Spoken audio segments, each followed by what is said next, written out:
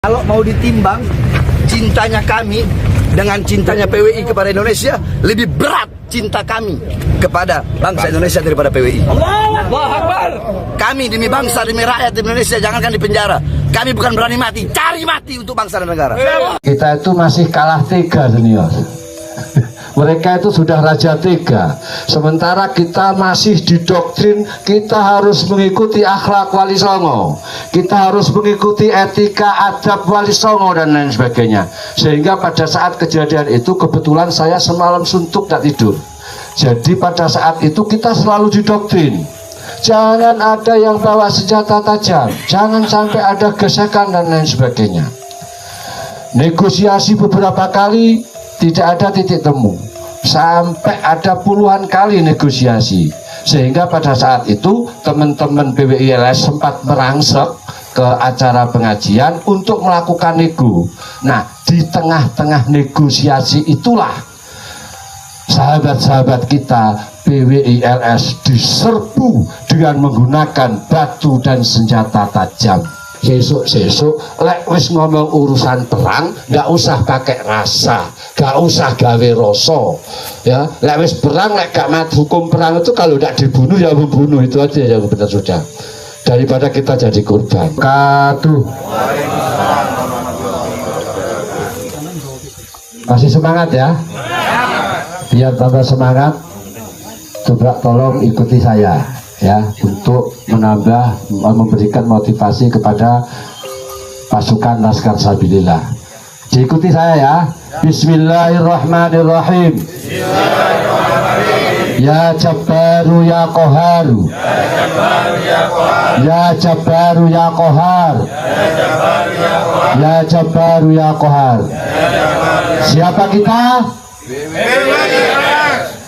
Kalau saya bilang siapa kita, PWI-LS, NKRI, harga mati, Pancasila Jaya, Nusantara itu Nusantara milik kita. Yang terakhir Wali Songo, panutan kita. Paham ya?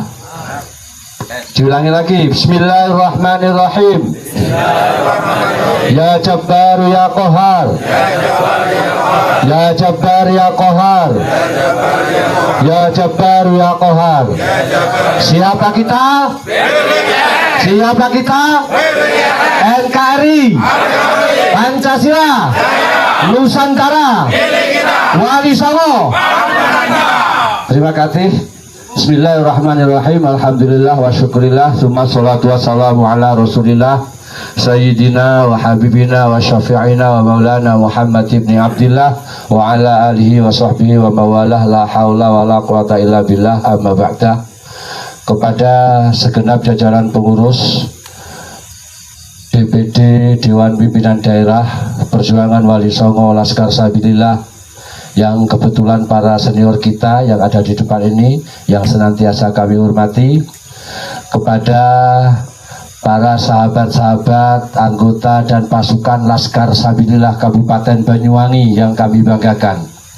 Pertama-tama puji syukur kehadirat Allah Subhanahu wa Ta'ala dengan ucapan Alhamdulillahirabbil alamin, yang mana berkat limpahan rahmat, taufik serta hidayahnya pada malam hari ini kita dapat berkumpul, kita dapat bermuwajah, kita dapat bertatap muka dalam keadaan sehat walafiat, yang mudah-mudahan pertemuan dan pertemuan kita pada malam hari ini senantiasa membawa manfaat, membawa berkah, dan yang paling penting membawa kemenangan perjuangan Wali Songo Indonesia. Amin ya rabbal alamin. Sholawat beserta salam semoga tetap terlimpahkan kepada junjungan Nabi Agung kita Muhammad sallallahu alaihi wasallam wa ala alihi wa sahbihi ajma'in.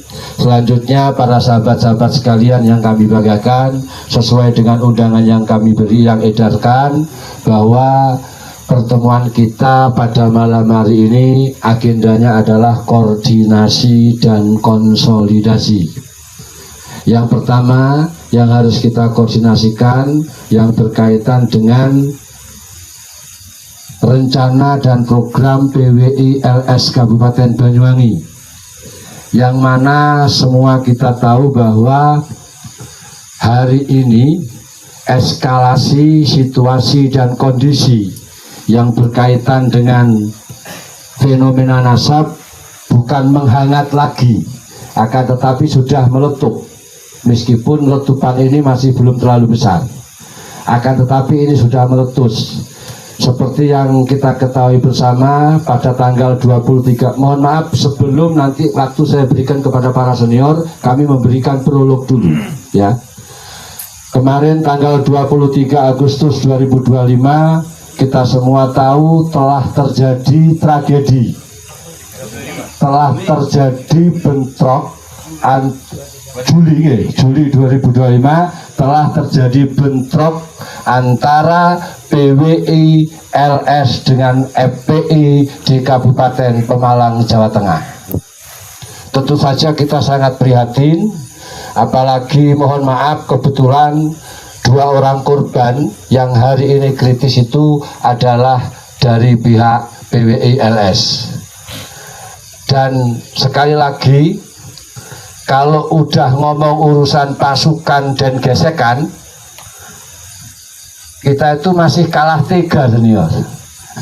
Mereka itu sudah raja tega, sementara kita masih didoktrin kita harus mengikuti akhlak Wali Songo, kita harus mengikuti etika adab Wali Songo dan lain sebagainya. Sehingga pada saat kejadian itu kebetulan saya semalam suntuk tak tidur, karena saya harus monitor. Kebetulan kami berada dalam satu grup, dalam grup Senopati.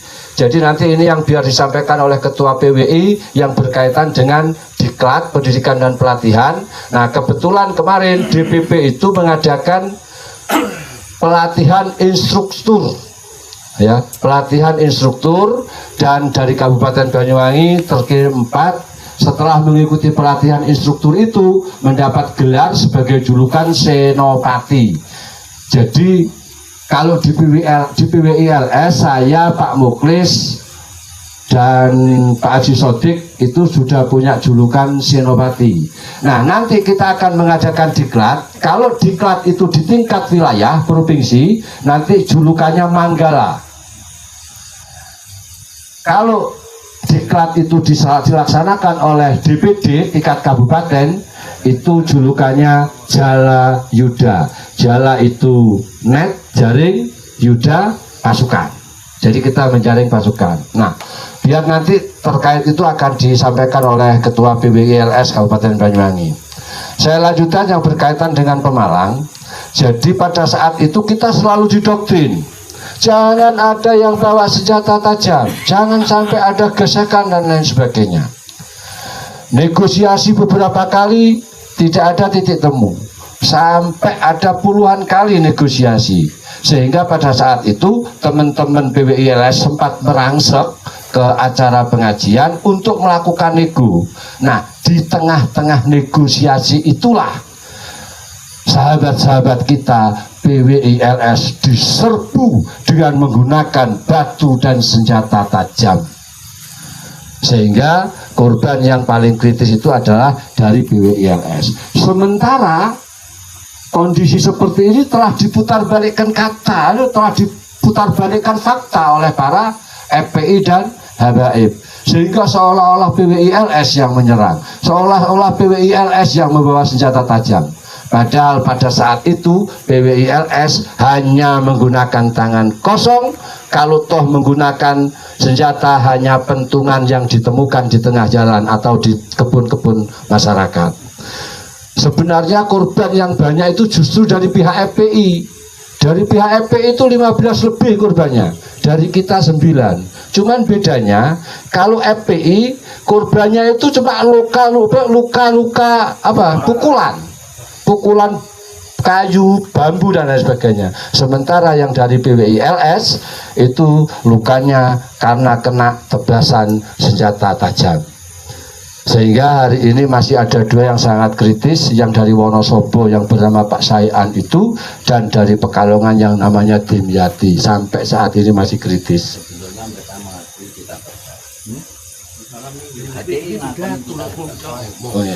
Nah, jadi pada saat itu kita diserang, itu kita sempat mundur sahabat-sahabat sekalian. Nah, begitu kita mundur, sana kehabisan batu, baru kita melakukan serangan balik. Pada saat itu pasukan FPI itu sudah mundur, sudah lari terbirit-birit. Cuman pada saat mau dikejar, disitulah dihadang oleh pasukan Brimob. Andai kata waktu itu tidak dihadang oleh Brimob, saya yakin panggung itu akan roboh. Karena apa? Secara kuantitas jumlah kita lebih besar.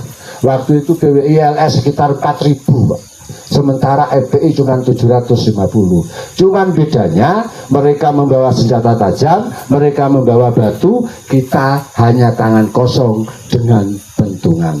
Yang kedua, pada saat terjadi serangan itu, anggota PWI LS itu banyak yang nggak siap, Pak.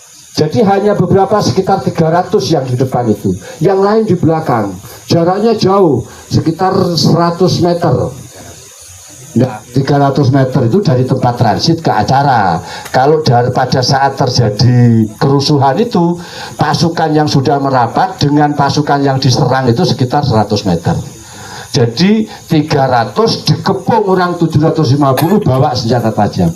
Dan jujur, Pak, anggota FPI mengakui bahwa Laskar Sabilillah banyak yang kebal. Coba bayangkan pada saat itu, kalau Laskar Sabilillah tidak kebal, Pak, yakin habis, Pak.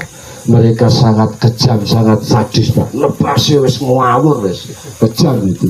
Bahkan yang dari Pekalongan itu ditebas dari belakang, kena matanya sini, jatuh di selokan, masih dihantam batu, Pak. Artinya ini menjadi sebuah pembelajaran. Sesuk lek wis ngomong urusan perang, nggak usah pakai rasa, nggak usah gawe rasa, ya. Lek wis perang, lek gak mat hukum perang itu kalau tidak dibunuh ya membunuh, itu aja yang benar sudah. Daripada kita jadi korban. Nah, setelah framing yang sedemikian rupa seolah-olah yang menyerang jamaah pengajian PWILS dan lain sebagainya, tapi alhamdulillah animo masyarakat, respon masyarakat karena tahu di situ FPI, di situ ada Habib Rizik yang selalu menjadi yang selalu provokatif, yang selalu mengadu domba, yang telah mengobarkan genderang perang dan lain sebagainya, sehingga tidak terlalu negatif lah untuk PWI LS. Selanjutnya para sahabat-sahabat sekalian, dengan kejadian itu, hari itu, Pak Senior, mohon maaf, banyak Pak yang telepon ke saya. Pak, itu kalau sampai terjadi apa-apa, sudah kita siap ikut perang. Wis tak wakopno wis nyawaku. Dia bilang sama saya gitu.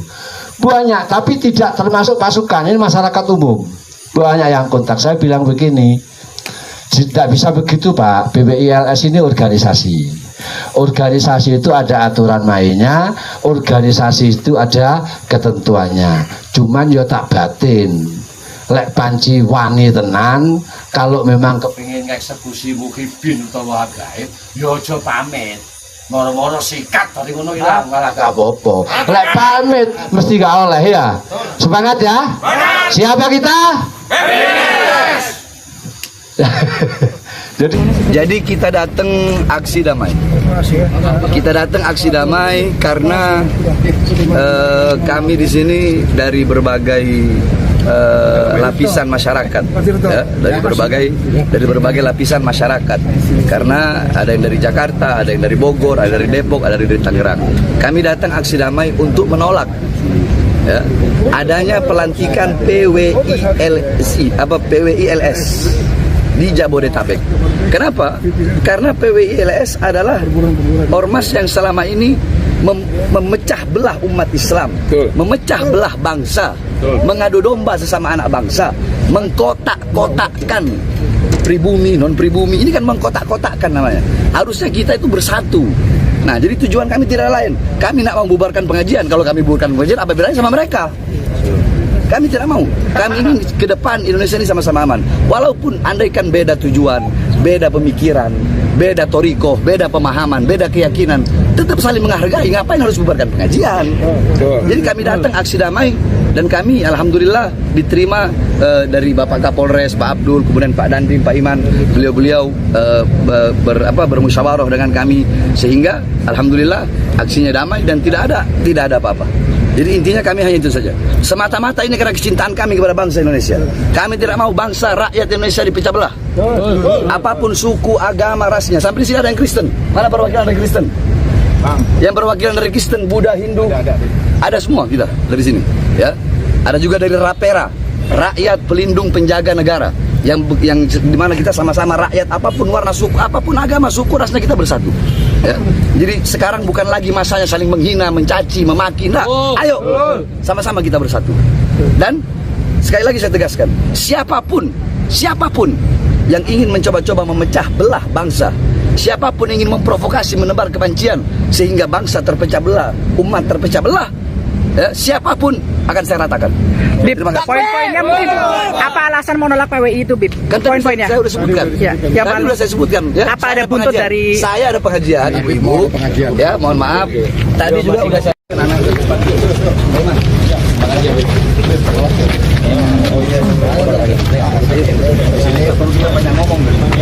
Mana wartawan? Kalau mau ditimbang cintanya kami dengan cintanya PWI kepada Indonesia, lebih berat cinta kami kepada bangsa Indonesia daripada PWI. Allahu Akbar. Kami demi bangsa, demi rakyat Indonesia, jangankan di penjara, kami bukan berani mati, cari mati untuk bangsa dan negara. Tujuan mereka pangkat, tujuan mereka jabatan, tujuan mereka dunia. Sehingga apa? Sehingga rusak. Jadi semua itu kembali kepada ulama. Tapi insya Allah dengan bermalam-malamannya kita untuk Nabi Muhammad, kedua mata kita yang masih terjaga hingga saat ini untuk Nabi Muhammad, kelak di akhirat menjadi kedua mata yang dihalalkan untuk memandang wajah indah baginda Nabi besar Muhammad. Sekali lagi saya sampaikan, tidak ada kata kemalaman untuk Nabi Muhammad. Betul?